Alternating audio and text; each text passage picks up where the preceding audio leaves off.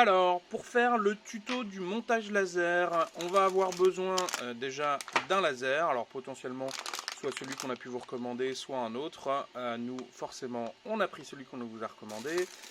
Extrêmement important aussi, des lunettes de protection. Ensuite, on va avoir besoin de l'adaptateur laser et potentiellement de l'outil pour régler l'offset, alors soit qu'on vous a peut-être envoyé, soit qui est de toute façon à imprimer. Vous retrouverez le fichier sur le site. Et ensuite, on va avoir besoin de quelques outils, potentiellement une pince à dénuder, une pince à sertir, une petite pince coupante, et enfin, ce qu'on a pu vous envoyer aussi dans le kit, les petites pins à sertir, le bloc pour pouvoir mettre l'adaptateur, et puis on va le voir, les vis qui sont aussi nécessaires ou pas en fonction de ce qu'on veut faire. Donc dans un premier temps, hop, je vais faire un peu d'espace. Ce qu'on va faire, c'est qu'on va prendre le laser, on va l'ouvrir, hop, et donc pour être sûr déjà qu'on a un laser qui va pouvoir être pilotable par l'imprimante, il faut bien vérifier que, vous voyez, il soit piloté que par un fil rouge, un fil noir en 12 volts, ça c'est important, et puis comme ça on est sûr d'être tout bon. Là vous avez la petite lentille pour faire le focus, on va s'en servir justement après, donc pour l'instant vous pouvez y toucher, une fois que ce sera réglé, il faudra éviter d'y retoucher. Et voilà, alors la première chose à faire, ça va être de pouvoir changer la connectique, parce que ça c'est pas une connectique que vous pouvez brancher du coup sur votre imprimante. Donc ce qu'on va faire, c'est qu'on va prépositionner sur l'adaptateur laser qu'on vous a envoyé. On vient le prépositionner. Alors nous on aime bien faire un petit tour comme ça on est sûr que le fil soit pas trop tiré. L'étiquette elle est toujours visible, comme ça vous rappelle que c'est quand même un laser et qu'il ne faut pas faire n'importe quoi, d'accord. Donc on passe, hop, alors j'ai, hop, voilà, un petit peu de mal, tac. On vient donc mettre notre laser en position. Alors vous choisissez, pour le coup, si vous voulez vraiment que l'étiquette elle soit vers le devant, vers l'arrière, ça peu importe. Mais par contre, ce qui est important, c'est voilà, de ne pas couper trop court le câble, comme ça, au cas où, si vous faites une erreur, ça vous permet d'en avoir encore en stock pour pouvoir recouper, d'accord. Et surtout, il n'y a aucune utilité à ce qu'il soit potentiellement trop tendu. D'accord. Donc là, vous prenez un repère, par exemple. Donc là, on a laissé un peu de mou. Ici, on va couper juste au-dessus. Encore une fois, il n'y a pas besoin d'être précis au millimètre. On va le voir parce que de toute façon, on va continuer à dénuder, etc., etc. Donc ça, on n'en aura plus besoin. On vient le réenlever. Donc là, ce qu'on va faire, c'est qu'on va d'abord enlever la gaine noire qui est autour. Donc soit vous avez une grosse pince à dénuder comme nous, qui est beaucoup plus facile, soit une petite, soit potentiellement, vous pouvez même le faire avec un cutter. Alors le but étant là de bien enlever que la partie noire qui est sur le dessus et de ne pas commencer à attaquer les deux fils conducteurs. Ok, une fois qu'on a fait ça, là on va les prendre un par un et on va venir dénuder sur à peu près allez, 2-3 mm, vous voyez, à peu près comme ça, de manière nette. Il ne faut pas arracher les petits fils avec, donc il faut que vous maîtrisiez un peu la pince à dénuder que vous avez. Si c'est une toute neuve, n'hésitez pas à prendre du fil qui restait ici pour vous entraîner, histoire de ne pas rater et que le fil ici devienne de plus en plus court. D'accord. Une fois qu'on a nos deux fils, là, alors c'est pareil, c'est pour ça qu'on vous en a mis un peu plus, c'est au cas où si vous ratez, vous prenez la pine à sertir. Alors nous, on fait ça de manière extrêmement manuelle, hop, on vient dans la mettre. Ça c'est une pince que vous pouvez potentiellement, si vous n'en avez pas chez vous, trouver sur Amazon ou sur plein d'autres sites. On ne fait pas de pub que pour eux. Voilà, c'est tout simplement une pince à sertir. Là, je vous mets un petit zoom sur cette référence-là si vous le souhaitez. Ok. Donc voilà, donc une fois qu'on a placé la pine et qu'on est venu un peu serrer la connectique, on vient mettre un des deux fils, on vient l'enfoncer et on vient enfoncer la gaine jusqu'à à peu près 1 mm. Il faut que la gaine elle rentre et il faut que de l'autre côté, alors là on ne le voit pas bien sur la vidéo, mais on voit un petit peu, voici on le voit, le filament sortir. On vient fermer complètement, la pince se relâche et puis là on est bon, d'accord. En gros, là je vais vous montrer à quel point il faut l'enfoncer sans le mettre dedans. Donc on vient, en fait, il faut que les deux petites premières hop, les deux petites premières languettes là vers le haut, celles qui sont le plus à gauche, viennent se pincer sur la gaine du fil. Et les deuxièmes, là, celles qui sont plus plates et plus larges, elles viennent s'aplatir sur les fils métalliques. D'accord? Donc c'est ça le principe, c'est pour ça que quand on vient l'enfoncer dans la pince, il ne faut pas arriver juste au bord, il faut hop, enfoncer d'un petit millimètre en plus, comme ça on est bon. D'accord? Donc là, on replace notre deuxième pin dans la pince, on la presserre, on vient mettre, alors là, vu que j'ai joué un peu avec, je viens le torsader pour qu'il soit d'autant plus facile à mettre, d'accord, hop, je viens l'enfoncer un tout petit peu, je serre, et voilà, on est bon, d'accord. Donc ça c'est pareil, on vous en a mis un peu plus, donc si vous voulez vous entraîner, pour être sûr de ne pas faire de bêtises, vous prenez toujours le petit câble qui vous reste, comme ça au moins vous êtes sûr d'être bon, d'accord. Ensuite, alors là, une étape qu'il faut surtout ne pas rater, puisque ça, ce sont des pins qui sont très difficiles à enlever une fois qu'elles sont mises, une fois qu'elles sont clipsées. Donc, le raisonnement, c'est que donc là, on est sur la partie femelle de la pin, la partie mâle restant évidemment sur votre imprimante. Et quand on regarde bien, donc il y a ce qu'on appelle un détrompeur et un petit clips là ici. Alors on le voit, voilà, là on va bien le voir, le petit clips qui est ici. Donc ça, on va considérer que c'est le côté du dessus de la connectique, d'accord. Et donc de l'autre côté, où il y a écrit Molex, c'est le dessous. Donc nous, les trous qui vont nous intéresser, c'est les deux trous du haut, d'accord, donc côté des trompeurs. Et là, c'est là où il ne faut surtout pas se tromper, sinon vous allez risquer de griller votre laser. C'est d'un point de vue de la polarité, parce que là, vous avez bien un fil noir et un fil rouge. Et donc, il faut que le fil noir soit sur la droite, il faut que le fil rouge soit sur la gauche. D'accord? Donc là, pour pouvoir le mettre, c'est pas très compliqué. On vient le mettre, donc là c'est pareil. Alors, hop, on va essayer que ça fasse bien le focus. Vous voyez, le dessus, donc là où on voit le câble, le dessus vient vers le dessus. Ok? Et on vient pousser jusqu'à ce qu'on entende un petit clic. Et quand on retire à la main, ça ne doit plus pouvoir ressortir. D'où le fait de ne pas se tromper, parce que on ne peut plus le faire ressortir. On vient faire pareil avec l'autre. Alors, si vous n'êtes pas trop doué avec les doigts, vous pouvez prendre une petite pince, pas une pince coupante évidemment, mais une petite pince pour vous aider à pousser les fils, pour être sûr qu'ils soient bien clipsés à l'intérieur. D'accord? Hop, là, on est bon. Ok? Et donc là, on a fini le montage de la connectique. Alors pour l'instant on ne va pas tout de suite le mettre dans son adaptateur, puisque ce qu'il faut c'est pouvoir régler la focus du laser. D'accord? Donc là on va prendre et le laser et l'outil adaptateur et on va se retrouver devant son imprimante. Alors nous voilà devant l'imprimante avec notre préparation du laser et son adaptateur. Ce qu'il faut faire d'abord pour pouvoir tester le laser par l'écran, c'est qu'il va falloir un peu feinter l'imprimante pour pouvoir lui donner une information justement en termes de température.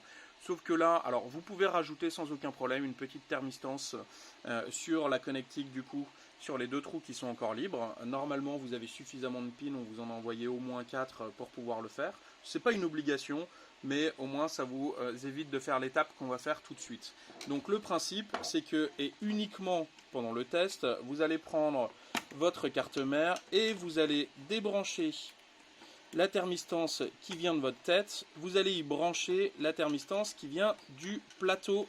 Donc du coup la pin blanche se retrouve sur la connectique noire, d'accord.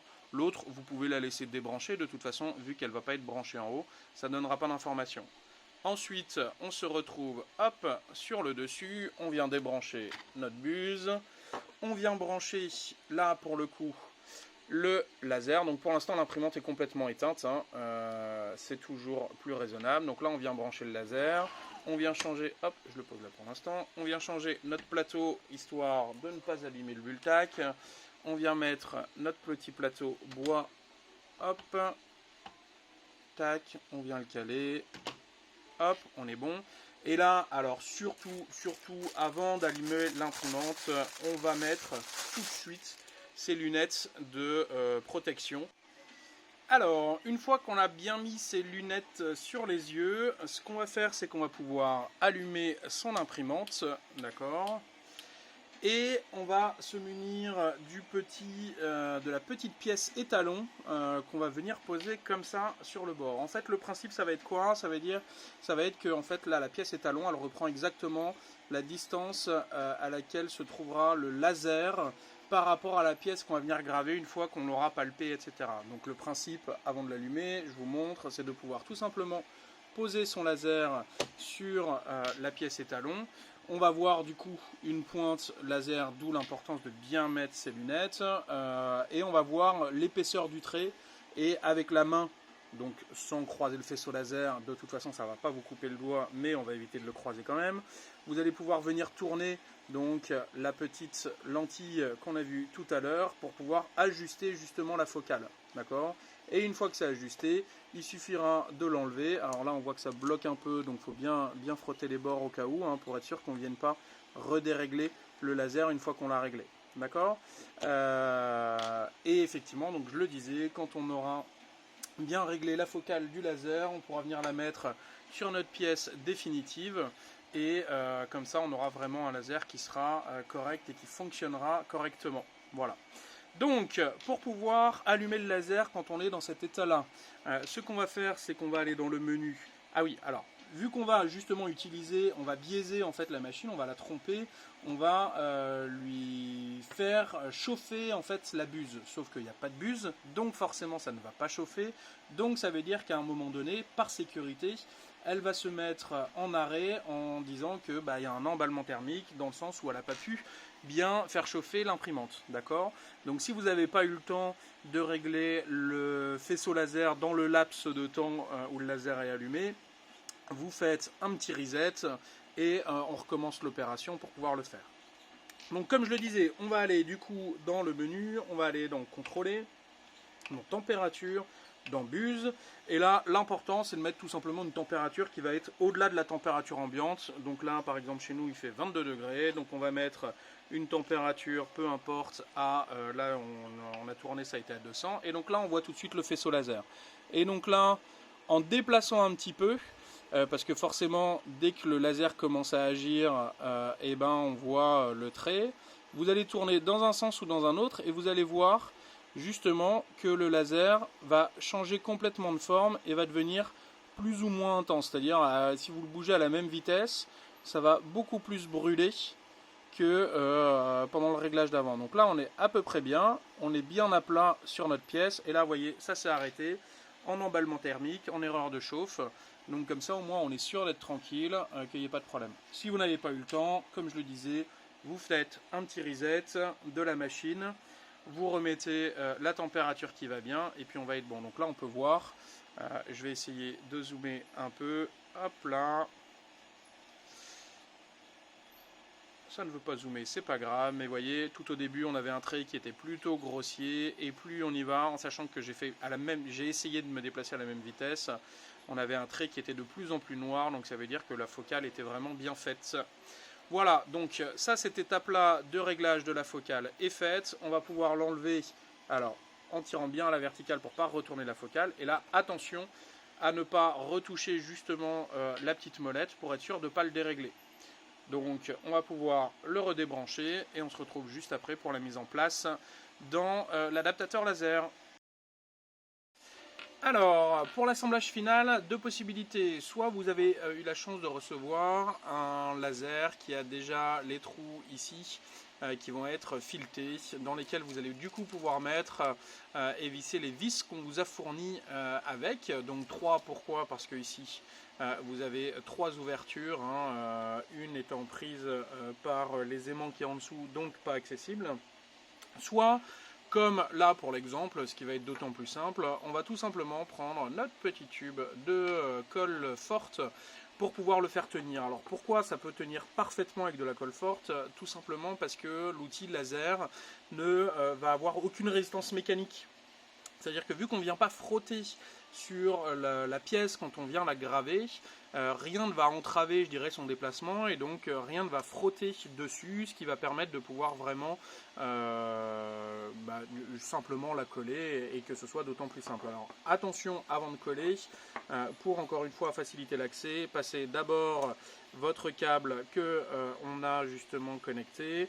Ensuite, vous appuyez ici sur les deux petites ailettes, vous le poussez. Normalement, vous devez entendre deux petits clics pour dire que les petites ailettes se sont bien enfoncées dans les trous qui sont faits à l'intérieur. Et ensuite, on vient positionner notre laser en faisant bien attention à ne pas modifier la focale, donc en tournant la molette. D'accord ? Donc là, nous, on va le positionner dans ce sens-là. Comme ça, l'étiquette sera un petit peu sur le devant. Et puis le câble ne va pas traîner dans tous les sens, d'accord.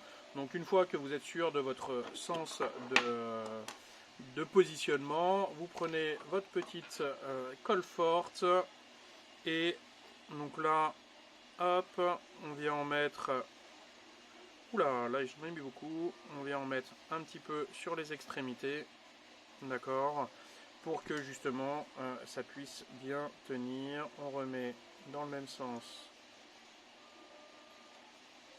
que ce qu'on avait anticipé. On vient bien aligner, hein. Vous verrez que dans votre adaptateur laser, il y a bien une empreinte qui correspond justement à cette forme de laser. On vient appuyer fermement pendant quelques secondes, en espérant que ce soit assez rapide pour la vidéo, sinon ce sera en accéléré. Et sinon, alors j'en profite, pendant qu'on attend que ça sèche un peu, pour ceux qui ont la possibilité de mettre les vis sans avoir besoin de refaire un filetage, parce que vous avez toujours la possibilité, hein, si vous avez les outils qu'il faut pour pouvoir créer le filetage, vu que c'est de l'aluminium, ça marche très bien. Les vis qu'on a fournies et les trous sont des 2,5 mm, donc si vous avez les tarots qui vont bien, vous pouvez très bien le faire sans aucun problème, d'accord. Et donc effectivement, on vient mettre les vis du coup dans ce sens-là. Attention à ce que votre vis soit bien vissée au maximum pour être sûr que ça ne vienne pas gêner la mise en place de l'outil laser sur la tête de votre imprimante. D'accord ? Si vous avez une vis qui ressort sur cette épaisseur, forcément quand vous allez essayer de glisser votre laser sur votre tête, bah, ça n'ira tout simplement pas. Alors, est-ce qu'on est collé? Il me semble que je vois encore de la colle. Ouais. Donc on va passer en accéléré. Voilà, donc là ça a bien pris, la colle tient bien correctement, donc il n'y a pas de souci. On va pouvoir le brancher, on va faire un test juste tout de suite. Et puis comme ça, on est bon.